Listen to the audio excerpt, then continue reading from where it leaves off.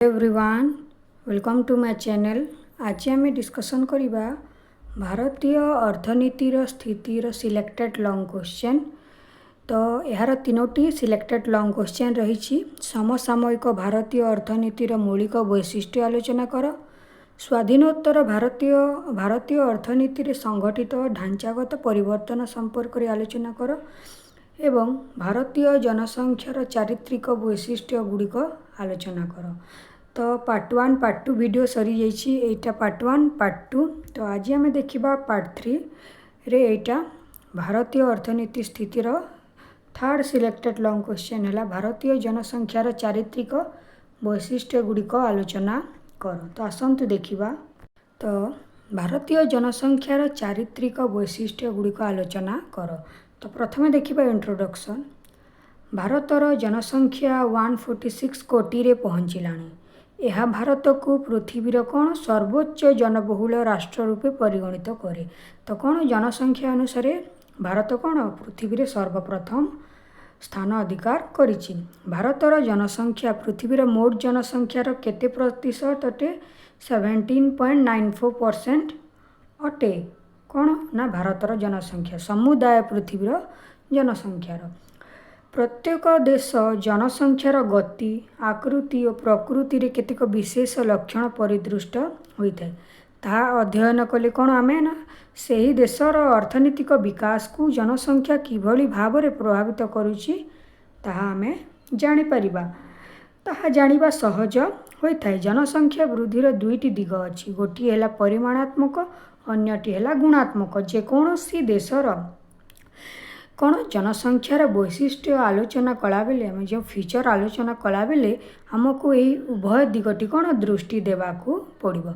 निम्न आलोचना माध्यम आम कौन भारतीय जनसंख्या दृष्टिपत्र केतो गोटी मुख्य फीचर्स बा वैशिष्ट्य गुड़िक आलोचना करवा। प्रथम फीचर है आकारगत विशालता और द्रुत अभिवृद्धि जो जनसंख्यार घटुची। भारत जनसंख्या दृष्टि समग्र पृथ्वी रे कौन प्रथम स्थान अधिकार करिछि। भारतर जनसंख्या 146 कोटी रे पहुँचलानी, जहाँ कौन ना पृथ्वी जनसंख्यार 17.94% अटे। भारतर जनसंख्या खूब द्रुत गति रे अभिवृद्धि होउछि। एही आकारगत विशालता और द्रुत अभिवृद्धि अर्थनीतिज्ञ और नीति निर्धारणकारी मानक पई कौन चिंतार कारण होइछि। द्वितीय पॉइंट रे आसिला जनसंख्या अवस्थान्तर द्वितीय स्तर। भारत वर्तमान जनसंख्या अवस्थान्तर द्वितीय स्तर रे कौन दे गति करुछि। तो आम देखा ये जो द्वितीय स्तर कहले कौन आम देखा यही स्तर रे कौन अर्थनैतिक अभिवृद्धि जोगु लोक मानकर वास्तव आय एवं जीवन धारणर मान रे कौन उन्नत परिलक्षित होता है। अर्थात कौन ना जितेबले धीरे धीरे देशटी अर्थनीति आड़ को गति करुए सेतेबले कौन होता है क्या द्वारा यही विकासटी घटुची क्या द्वारा ना फल मृत्यु ह्रास पाई थाए। जो मृत्यु हार जो रही कौन ह्रास पाई थाए एवं उच्च जन्म हार बजाय रही है। कौन अधिक कौन ना देशर विकास जोगु कौन होता है देशर मृत्यु हार ह्रास पाए एवं उच्च जन्म हार बजाय रहे, जहाँ द्वारा कौन ना देश अर्थनीतिर अभिवृद्धि करुछि बोली जना जाइछि। तेणु कौन भारत द्वितीय स्तर दे गति करुछि, फल जनसंख्या द्रुत गति रे वृद्धि पाई थाए। जहाँ द्वारा कौन होता है जदि जन्म हार बजाय रहिबो एवं मृत्यु हार मध्य ह्रास पाइबो ताहेले कौन लोक माने जदि मरिबे नाही ताहेले कौन जनसंख्या द्रुत गति रे वृद्धि पाउथिबो। याकू जनसंख्या विस्फोरण तथा जनसंख्यार अवस्थान्तरर द्वितीय स्तर कहा जाए। तापरे ग्रामांचल जनसंख्यार प्राधान्य, अर्थात भारतर जो मोट जनसंख्या रही से ग्रामांचलर जनसंख्यार किपरि भाव में प्राधान्य रही देखा। भारतर मोट जनसंख्यार ग्रामांचल जनसंख्यार प्राधान्य देखा जाए।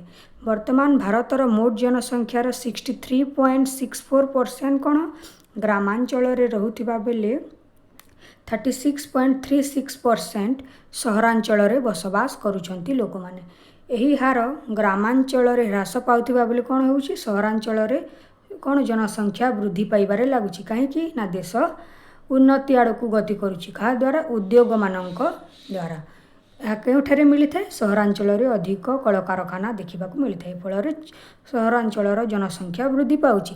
ପାଶ୍ଚାତ୍ୟ ରାଷ୍ଟ୍ରମାନଙ୍କ ତୁଳନାରେ ଭାରତର ହାର କ'ଣ ବିପରୀତ। ଅନ୍ୟ ରାଷ୍ଟ୍ରମାନଙ୍କର ସହରାଞ୍ଚଳରେ କେତେ ପ୍ରତିଶତ? 80%ରୁ ଅଧିକ ଲୋକ ସହରାଞ୍ଚଳରେ ରହୁଛନ୍ତି। ଅର୍ଥାତ୍ ଆମ ଯେଉଁ ଭାରତରେ 36% ଲୋକ ଯେଉଁ ସହରାଞ୍ଚଳରେ ବସବାସ କରୁଛନ୍ତି, ଅନ୍ୟ ପାଶ୍ଚାତ୍ୟ ରାଷ୍ଟ୍ରମାନଙ୍କରେ କ'ଣ 80%ରୁ ଅଧିକ ସହରାଞ୍ଚଳରେ ରହୁଛନ୍ତି ଏବଂ 20% ଯେଉଁ ବଞ୍ଚିଲେ ତାହା ଗ୍ରାମାଞ୍ଚଳରେ ରହୁଛନ୍ତି। ତ କ'ଣ ଯେହେତୁ ଆମ ଦେଶରେ ଗ୍ରାମାଞ୍ଚଳର ପ୍ରାଧାନ୍ୟ ଏବେ ମଧ୍ୟ ଦେଖାଦେଉଛି। ତାପରେ ଦେଖିବା ନିମ୍ନଭାରୀ ବୟସ ସଂରଚନା। ଭାରତର ମୋଟ ଜନସଂଖ୍ୟାର 40% ଲୋକ କ'ଣ ଅଣଉତ୍ପାଦୀ। ଅଣଉତ୍ପାଦୀ କେଉଁମାନେ ଅଟନ୍ତି? 15 ବର୍ଷରୁ କମ୍ ଏବଂ 60 ବର୍ଷରୁ ଉର୍ଦ୍ଧ୍ୱ ଜନସଂଖ୍ୟାକୁ କ'ଣ ଅଣଉତ୍ପାଦୀ ଜନସଂଖ୍ୟା କହନ୍ତି। ଫଳରେ ଦେଶର ସଞ୍ଚୟ ହ୍ରାସ ପାଉଛି। ଅର୍ଥାତ୍ ଏଇ ଯେଉଁ 15 ବର୍ଷରୁ କମ୍ ଶିଶୁମାନଙ୍କୁ ଖାଦ୍ୟ ଯୋଗାଇବା, ବସ୍ତ୍ର ବାସଗୃହ ଯୋଗାଇବା, 60 ବର୍ଷରୁ ଅଧିକ ଲୋକଙ୍କୁ ଭତ୍ତା ଦେବା ଦ୍ୱାରା କ'ଣ ଟଙ୍କା ଅଧିକ ଖର୍ଚ୍ଚ ହୋଇଯାଉଛି, ଯାହାଦ୍ୱାରା କ'ଣ ଦେଶର ସଞ୍ଚୟ ହ୍ରାସ ପାଉଛି। ଏହାକୁ କ'ଣ ରୋକିବାକୁ ହେଲେ କ'ଣ ହେବ? ଜନ୍ମହାର କମ୍ ଏବଂ ମୃତ୍ୟୁହାର ବେଶୀ ହେବାକୁ ପଡ଼ିବ। ଅନ୍ୟ ଦେଶ ତୁଳନାରେ କ'ଣ ଭାରତର ଅଣଉତ୍ପାଦୀ ଯେଉଁ ନାଗରିକମାନେ, ଅର୍ଥାତ୍ ଅଣଉତ୍ପାଦୀ ହେଉଛନ୍ତି ସେହି ନାଗରିକ ଯେଉଁମାନେ କିଛି କାର୍ଯ୍ୟ ନ କରିଥାନ୍ତି, କେବଳ ସେହି ପରିବାରର ଯୁବକ ଉପରେ ନିର୍ଭର ଥାନ୍ତି, ତାହାକୁ କ'ଣ ଅଣଉତ୍ପାଦୀ ନାଗରିକ କୁହାଯାଏ। ତ ଭାରତର ଅଣଉତ୍ପାଦୀ ନାଗରିକଙ୍କ ସଂଖ୍ୟା ବେଶୀ ଅଟେ ଅନ୍ୟ ଦେଶମାନଙ୍କ ତୁଳନାରେ। ନାରୀ ପ୍ରତିକୂଳ ଲିଙ୍ଗାନୁପାତ, ଅର୍ଥାତ୍ କ'ଣ ନାରୀମାନଙ୍କ ସଂଖ୍ୟା କ୍ରମଶଃ ହ୍ରାସ ପାଉଛି ପୁରୁଷମାନଙ୍କ ତୁଳନାରେ। ଭାରତର ଜନଗଣନାରୁ ଜଣାଯାଏ ଯେ 1000 ପୁରୁଷରେ ନାରୀଙ୍କ ସଂଖ୍ୟା କ୍ରମଶଃ ହ୍ରାସ ପାଇ ଆସୁଅଛି। 2011ରେ 1000 ପୁରୁଷରେ ମହିଳାଙ୍କ ସଂଖ୍ୟା କେତେ ଥିଲା? 940 ଥିଲା। ଉନ୍ନତ ଦେଶମାନଙ୍କରେ ଜନସଂଖ୍ୟାର ଲିଙ୍ଗାନୁପାତ ନାରୀମାନଙ୍କ ସପକ୍ଷରେ ଥିବା ବୋଲି କ'ଣ? ଅର୍ଥାତ୍ ଅନ୍ୟ ଦେଶ ଯେଉଁ ଉନ୍ନତ ଦେଶମାନେ ରହିଛନ୍ତି ସେଇଥିରେ ନାରୀମାନଙ୍କର ସଂଖ୍ୟା କ'ଣ ବେଶୀ ପୁରୁଷମାନଙ୍କ ତୁଳନାରେ। କେବଳ ଆମ ଦେଶରେ କ'ଣ ପୁରୁଷମାନଙ୍କ ସଂଖ୍ୟା ବେଶୀ, କିନ୍ତୁ ଆମ ଦେଶର କେବଳ କେରଳ ରାଜ୍ୟରେ କ'ଣ ନାରୀମାନଙ୍କ ଅନୁପାତ ବେଶୀ ଅଛି, ଅନ୍ୟ ଦେଶମାନଙ୍କ ସହ ସମାନ ହେଉଛି। ଯେହେତୁ 2025ରେ ତ ଆମେ ଯେଉଁ ଆଜିର ସମୟରେ ଯଦି ଦେଖିବା 2025ରେ ଆମ ଦେଶ ଟିକିଏ ଉନ୍ନତିର ପଥକୁ ଗତି କରିବାରୁ ନାରୀମାନଙ୍କ ଦ୍ୱାରା ସଚେତନତା କାର୍ଯ୍ୟକ୍ରମ ହେବା ଦ୍ୱାରା କ'ଣ ନାରୀଙ୍କ ସଂଖ୍ୟା ଟିକେ ବୃଦ୍ଧି ପାଇଛି। ତ କ'ଣ ହେଇଛି? ପ୍ରତି 1000 ପୁରୁଷରେ ନାରୀ ସଂଖ୍ୟା 1020ରେ ପହଞ୍ଚିଛି। ତ ଏଇଟା ଟିକିଏ ପଜିଟିଭ୍ ଆଡ଼କୁ ଗତି କରିଛି, କିନ୍ତୁ ଜନସଂଖ୍ୟା ବିସ୍ଫୋରଣ ଏବେ ମଧ୍ୟ ହେଉଛି। ତାପରେ ଦେଖିବା ଜନସଂଖ୍ୟା ଘନତାରେ ଦ୍ରୁତ ଅଭିବୃଦ୍ଧି। ତ ପ୍ରଥମେ ଦେଖିବା ଜନସଂଖ୍ୟା ଘନତା କ'ଣ। ଏକ ବର୍ଗ କିଲୋମିଟରରେ ବସବାସ କରୁଥିବା ଅଧିବାସୀମାନଙ୍କ ହାରାହାରି ସଂଖ୍ୟାକୁ ଜନସଂଖ୍ୟାର ଘନତା କହନ୍ତି। ଅର୍ଥାତ୍ ଯଦି ଗୋଟିଏ କିଲୋମିଟରରେ କେତେ ଜଣ ଲୋକ ବାସ କରୁଛନ୍ତି, ତାହାକୁ ସେହି ଗ୍ରାମର ସେହି ସ୍ଥାନର ହାରାହାରି ଜନସଂଖ୍ୟାର ଘନତା ବା ସାନ୍ଦ୍ରତା କୁହାଯାଏ। ତ ଭାରତ ପୃଥିବୀର ପ୍ରଥମ ଜନବହୁଳ ରାଷ୍ଟ୍ରରେ ପହଞ୍ଚିଛି। ତ ଜନବହୁଳରେ ପ୍ରଥମ ସ୍ଥାନ ଅଧିକାର କରିଛି। ଏହା ଜନସଂଖ୍ୟାର ଘନତା କେତେ?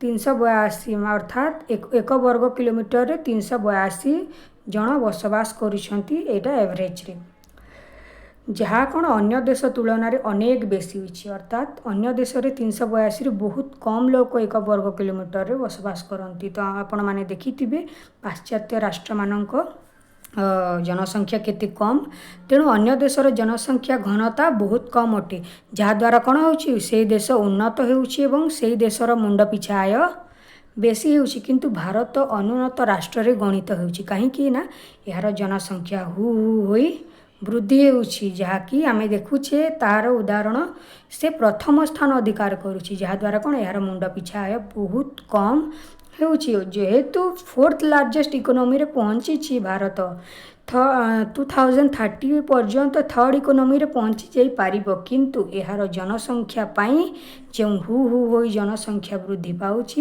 ତାହାଦ୍ୱାରା କ'ଣ ମୁଣ୍ଡ ପିଛା ଆୟ ବହୁତ କମ୍ ଅଟେ। ତାପରେ ଦେଖିବା ଜନସଂଖ୍ୟାର ନିମ୍ନ ଗୁଣାତ୍ମକ ମାନ। ଜନସଂଖ୍ୟାର ଗୁଣାତ୍ମକ ମାନ କହିଲେ ଦେଶରେ ସାକ୍ଷରତା ହାର, अर्थात गुणात्मक मान कहले ताहाटे जो कि जनसंख्यार लोक मैंने अधिकरू अधिक शिक्षित हे लोक मैंने हासिल कर प्राविधिक तालीम स्तर लोक मानकर हाराहारी आयु प्रत्याशा को बुझाए। यही मानदंड भारतीय जनसंख्या क्षेत्र में प्रयोग कले आम जनसंख्यार निम्न गुणात्मक मानर सूचना मिली था। अर्थात कौन ना भारतर गुणात्मक मान बहु निम्न अटे अन्य पाश्चात्य देश तुलन में। अर्थात आम देश साक्षरता हार बहुत कम। जहाँ सब आम डिस्कसन कले ताहा सब तार कौन जनसंख्यार फीचर्स अटे डेमोग्रेटिक फीचर्स ऑफ इंडियन इकोनॉमी। तो ये देखिए आम कनक्लूजन डेमोग्राफिक जदिओ भारतीय अर्थनीति यार नागरिक द्वारा बहु लाभ पाउछि किंतु द्रुत गति रे वृद्धि पाउथिबा जनसंख्या जो भारतीय अर्थनीति कौन अनेक समस्यार सम्मुखीन होछि। तो जदि 3 मार्क रे मध्य पढ़ी पारे तो भारत जनसंख्या वृद्धि जो कौन कौन समस्या देखा जाउछि आपण माने एई पॉइंट गुड़िक लिखि पारिबे किंबा एटा आपण कनक्लूजन रे मध्य दे पारिबे। देशर संचय ह्रास पाउछि देशर मुंड पिछा आय कमी जाउछि लोक माने सहरांचल रे अधिक बसवास करबा को लागुछंती जहाद्वारा कौन परिवेश समस्या मध्य देखा जाउछि। जनसंख्या विस्फोरण देखा जाउछि अण उत्पादी शिशु तथा वृद्धों चाप देखा जाउछि। हमर भारतीय अर्थनीति रे नारी शिक्षा रे ह्रास पाउछि साक्षरता हार ह्रास पाउछि जनसंख्या वृद्धि अनेक समस्या देखा जाउछि वर्तमान समय रे।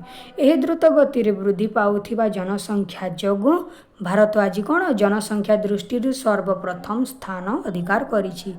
तो वर्ल्ड रे कौन रैंकिंग 1 रे अछि आमर इंडिया पॉपुलेशन अनुसार सेकेंड रे चीन को टपी गला आम भारत। वीडियोटी भल लगी वीडियो को लाइक करंतु चैनल रे नुआ थिले चैनल को सब्सक्राइब करंतु एवं सांग मानक सह मध्य शेयर करने को भूलिबे नहीं। Thank you.